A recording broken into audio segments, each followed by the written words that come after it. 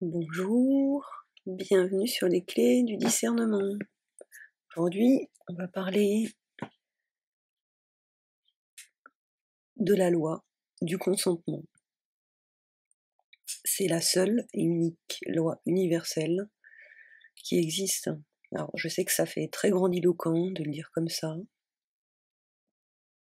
Ça fait je connais tout, la seule, la unique loi en vigueur. Mais je peux vous dire, pour avoir pataugé très très longtemps dans les milieux New Age, enseignements spirituels divers et variés, cette question du consentement et du libre arbitre, elle est vraiment centrale, elle est vitale. Et je vous propose de l'explorer de la manière dont j'ai pu la comprendre plus en détail dans cette vidéo. Un petit intermède.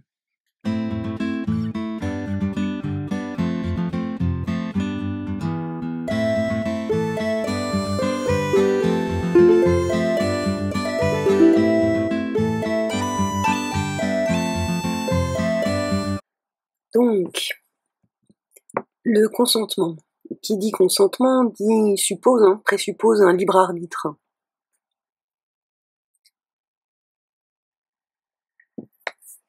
Alors, ces deux mots, consentement et libre arbitre, on les entend souvent. Alors le libre arbitre, oui, c'est vraiment très répandu. J'ai mon libre arbitre, je garde mon quant à soi, etc.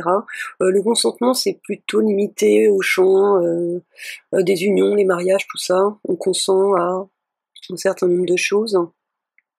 Bon, le seul souci, c'est que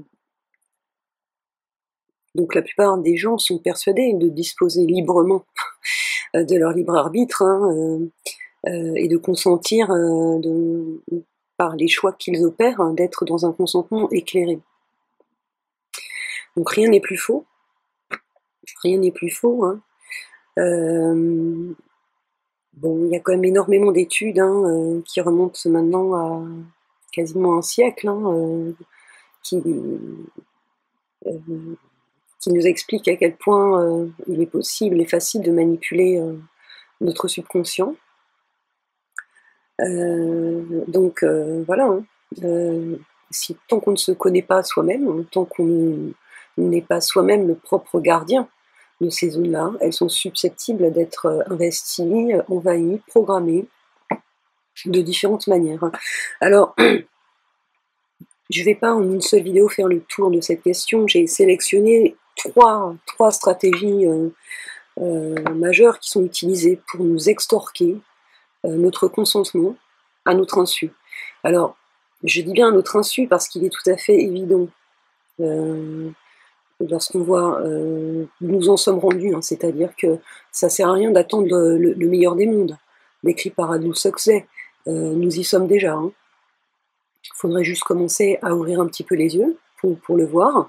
Donc ça sert à rien d'attendre des gros événements, des gros trucs, où là, ça y est, tout le monde sera obligé de voir de manière manifeste ce qui se passe, mais qui en fait est en préparation depuis très très longtemps.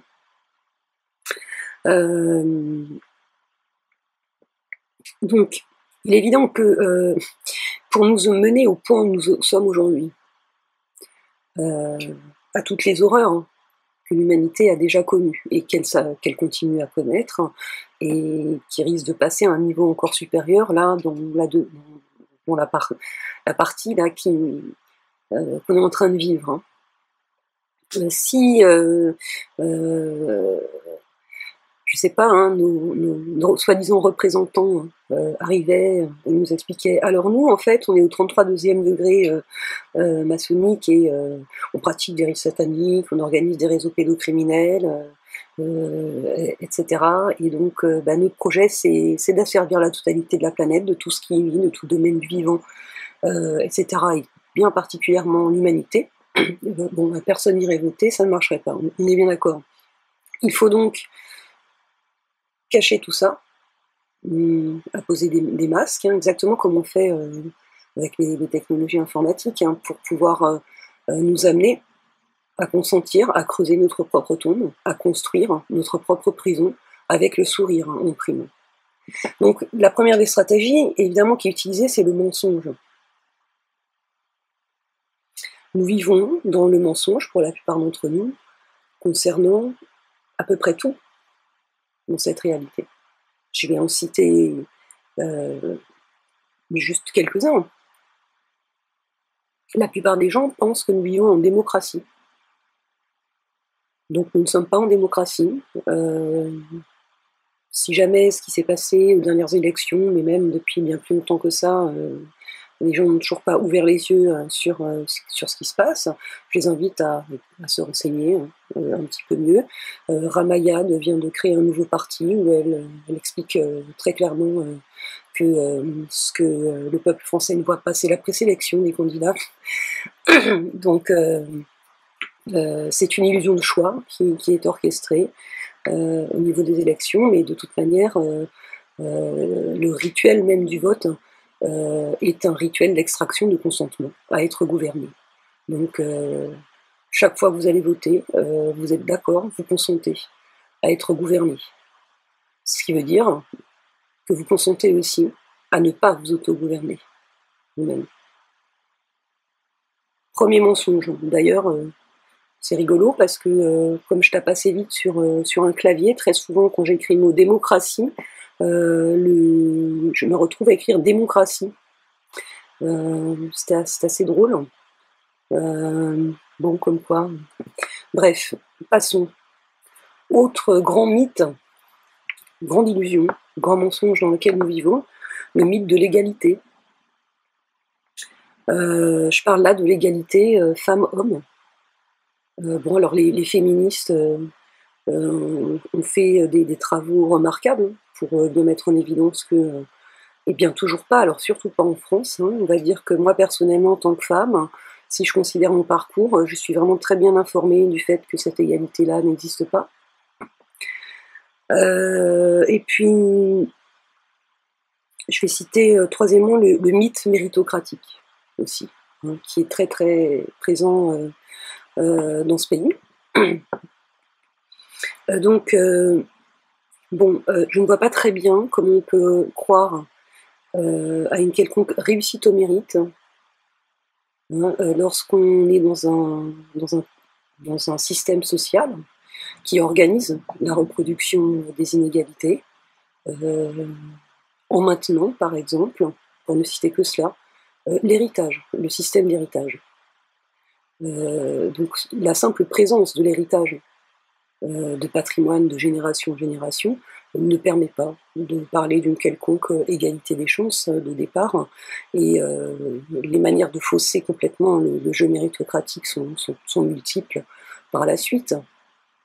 Je vous signale aussi, pour ceux qui n'en seraient pas informés, que si la richesse s'hérite, la pauvreté aussi. Quelqu'un qui bénéficie aujourd'hui de l'AFPA, qui est l'ancien minimum vieillesse, sachez que c'est la seule aide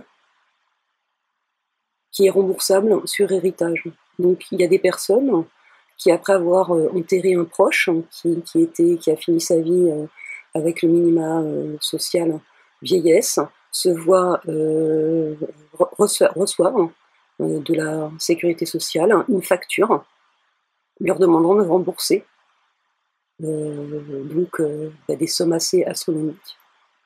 Voilà, donc ça, les gens ne le savent pas, par exemple.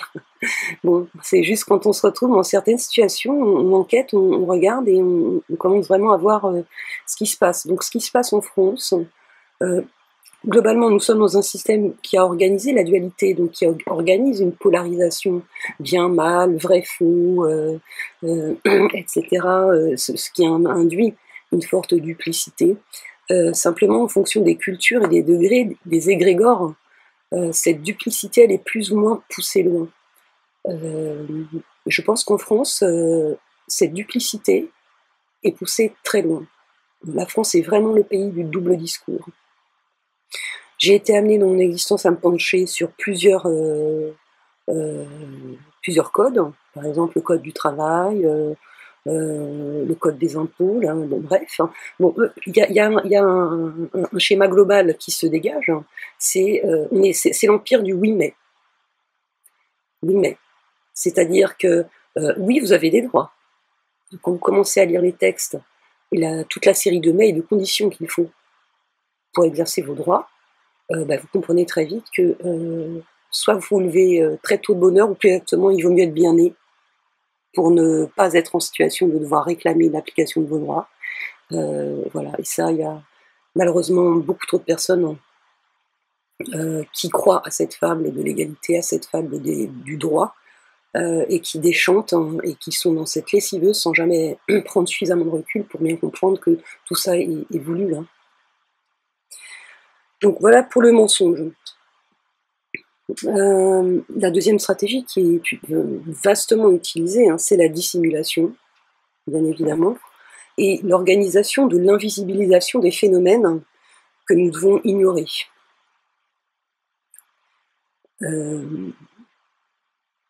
Alors, jusqu'à il y a récemment, personne ne comprenait très bien finalement comment fonctionne ce système monétaire et financier.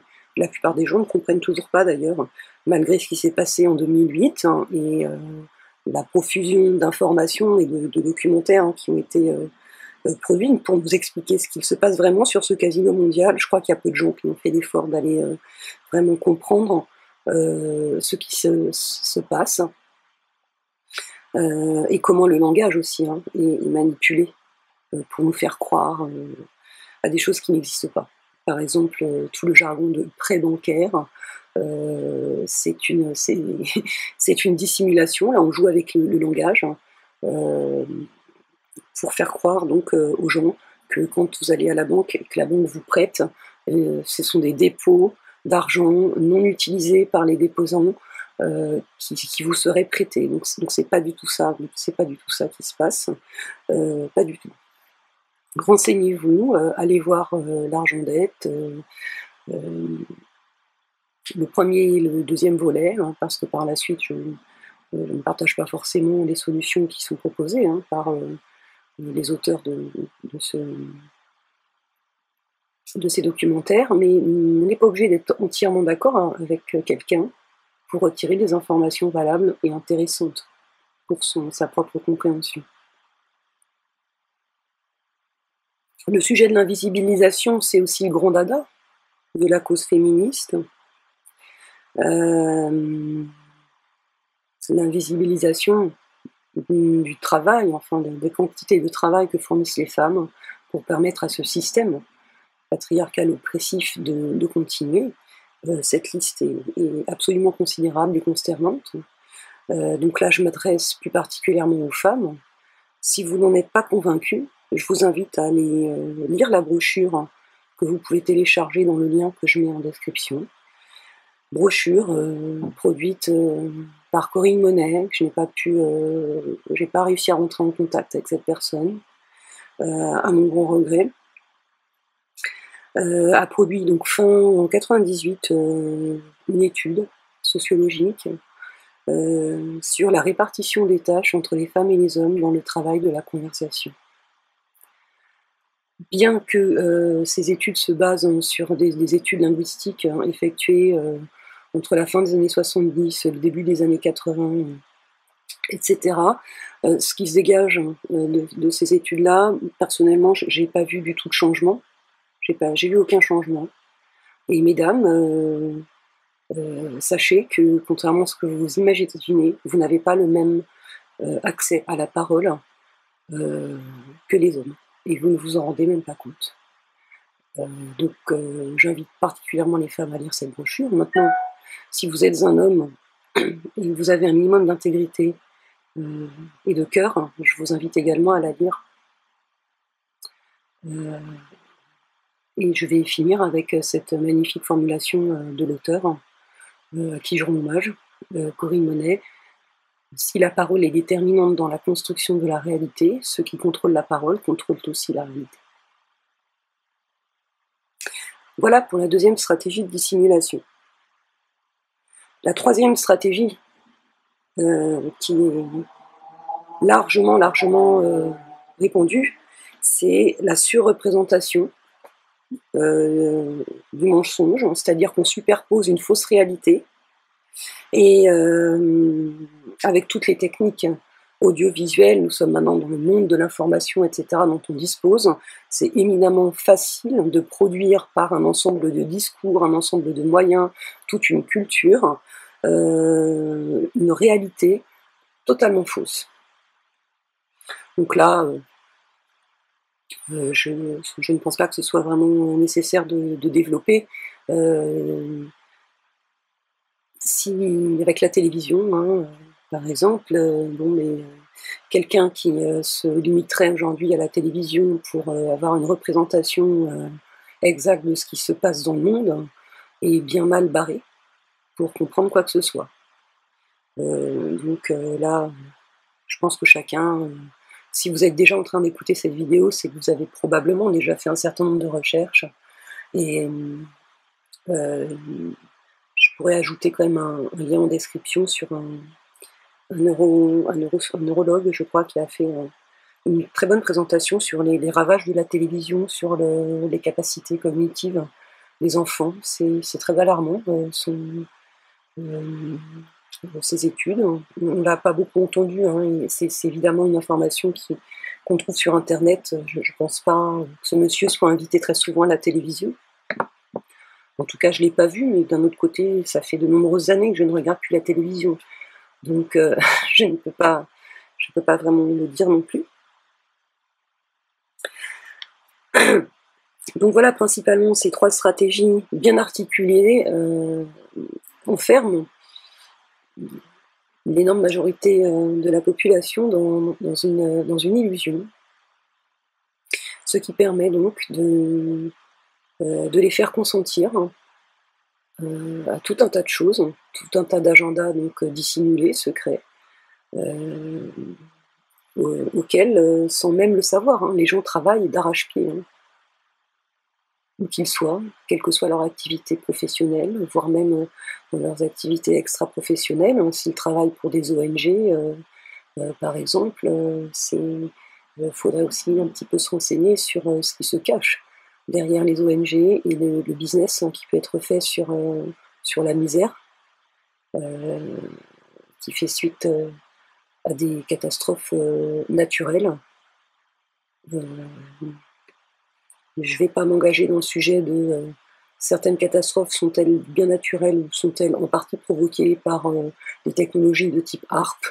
Bon, à chacun de se faire une idée, parce qu'on ne peut pas tout traiter dans une même vidéo. Là, je me concentre sur le consentement et le libre arbitre. Donc, on voit bien qu'en articulant mensonge, dissimulation et superposition d'une fausse réalité par propagande, hein, par les outils de propagande, on amène une écrasante majorité des gens à consentir à des agendas qui les amènent à creuser leur propre tombe, hein, ni plus ni moins. Tout cela a des effets sur notre mental supérieur, sur nos émotions, nos sentiments, notre corps physique.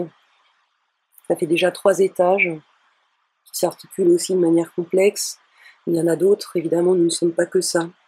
Mais sachez que pour ce qui concerne le langage supérieur, langage et pensée sont liés. Donc manipuler le langage, c'est manipuler la pensée. C'est pas de moi, c'est un psychologue russe, Lev Vygotsky, qui l'a bien mis en évidence dans son énorme ouvrage, dans Pensée et langage. Les émotions, les sentiments, eh bien, avec l'éducation hyper genrée et très très patriarcale que nous avons dans ce pays, ma foi, tout le monde est conditionné à croire à beaucoup de choses concernant ses émotions, ce que peut être l'amour, ce qu'est une relation saine. Voilà, nous sommes tous trompés, hein, les femmes comme les hommes. Simplement, les femmes payent un tribut beaucoup plus lourd à cette situation. Les émotions sont le véhicule d'une partie de notre énergie illimitée, de la partie infinie spirituelle de notre être, c'est cette partie-là qui est consommée par les entités qui orchestrent des relations amoureuses ou même des relations de travail. Parce que la question du love bite, hein, si vous avez bien compris les 2 premières vidéos, c'est le point de départ de la découverte, en fin de compte, d'une manipulation massive de la vie des gens, à tous les niveaux. Ça ne se limite pas uniquement aux personnes qui ont été abductées et qui ont été très spécifiquement ciblées pour, pour ces scénarios. Ça concerne tout le monde. Donc, si vous ne maîtrisez pas vos émotions et vos sentiments, que vous ne déconstruisez pas un certain nombre de croyances qui sont engrammées par l'éducation, ce sont des portes ouvertes pour être manipulées.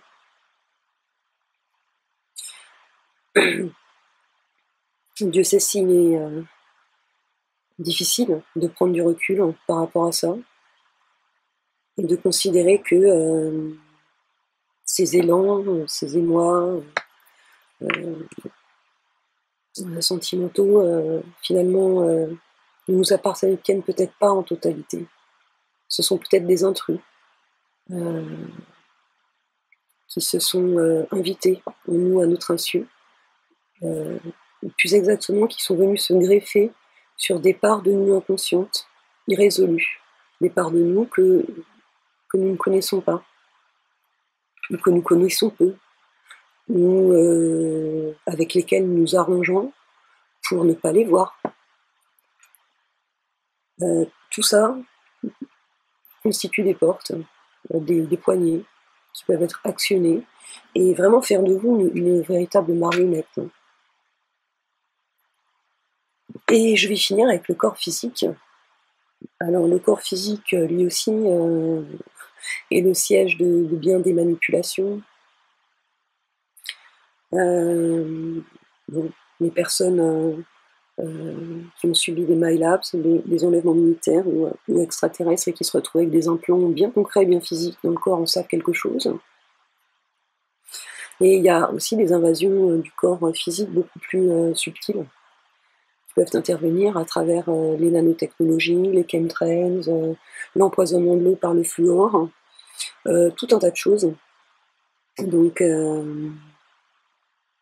ça, là-dessus, il y a aussi beaucoup à creuser. Mais quand on creuse, il ne faut jamais perdre de vue que on ne peut pas se limiter à cette perception-là.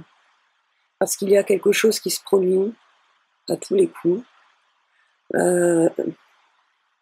Par exemple, prenons la question de la santé. La santé telle que nous la concevons. Donc nous sommes maintenant à l'heure du bio-industriel, qui relève d'une stratégie du moindre mal, en fait, sans jamais nous sortir vraiment du système consumériste dans lequel nous sommes, qui ne permet pas à l'humanité de reconquérir son droit premier à se nourrir comme elle l'entend, c'est-à-dire à produire sa propre nourriture. Donc, je finis cette vidéo en invitant vraiment les auditeurs à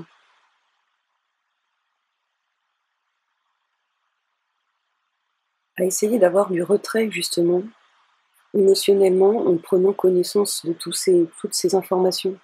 Parce que, évidemment, si vous plongez dans une information, il y a des choses tellement atroces, tellement horribles, si vous faites corps avec ça, déjà, vous allez plonger, ça va pas servir à grand-chose, et vous allez, malgré vous, en fait, ouvrir aussi des portes. Donc, ce n'est pas facile de prendre du recul, émotionnellement, quand on est confronté à des choses aussi atroces que la pédocriminalité d'État, les réseaux pédophiles, etc., tout ça. La question des sacrifices humains, d'enfants. Bon, mais c'est pourtant nécessaire. Donc je vais juste terminer cette vidéo en vous indiquant la différence qui existe entre le contrôle et la maîtrise. Le contrôle, nous vivons dans un système de contrôle multidimensionnel. On en est conscience ou pas, la question du contrôle, je pense tout le monde peut voir de quoi il s'agit. On est sur une question de pouvoir. Le contrôle, c'est le pouvoir que l'on tente d'imposer à l'extérieur de soi, voire même à l'intérieur de soi. Donc ça ne marche pas, le contrôle. Ça ne vous permet pas d'aller plus loin dans votre souveraineté individuelle. Par contre, la maîtrise, oui, c'est complètement autre chose. Parce que la maîtrise, telle que je le vois, c'est convoquer en vous l'esprit. L'esprit, c'est un observateur qui est là et qui vous permet de vous observer vous-même dans toutes vos dimensions. L'esprit, lui, il est éternel. Il ne connaît pas le temps, il ne connaît pas le jugement, il s'en fout de tout ça. Mais il est capable de s'observer lui-même sans jugement, de voir les choses avec un regard sans jugement ni complaisance. Et c'est ce qui permet d'avancer. La maîtrise, c'est beaucoup plus compliqué de l'acquérir. Le contrôle appartient dans le jargon de psychologie à la sphère du refoulé, du refoulement. On n'arrive à rien en refoulant ses pulsions. Je ne dis pas qu'il faut y laisser libre cours, mais si on ne cherche pas à comprendre d'où elles viennent, pourquoi il y a ces choses qui semblent nous agir de l'intérieur, pour pouvoir vraiment s'en débarrasser durablement, donc à la racine, s'en débarrasser de manière radicale. Si on se contente juste de mettre la poussière sous le tapis, de jeter un voile, de mettre des freins, etc., ça ne fonctionne pas. C'est souvent ce que font les hommes et ça ne marche pas. Ils finissent par imploser ou exploser d'une façon ou d'une autre. Et en définitive, tout le monde est bien malheureux dans cette histoire, où qu'on soit, quelle que puisse être notre expérience de vie, qu'on soit un homme ou une femme sur cette planète. Alors, je vous laisse là, j'ai terminé cette vidéo et je vous dis à bientôt.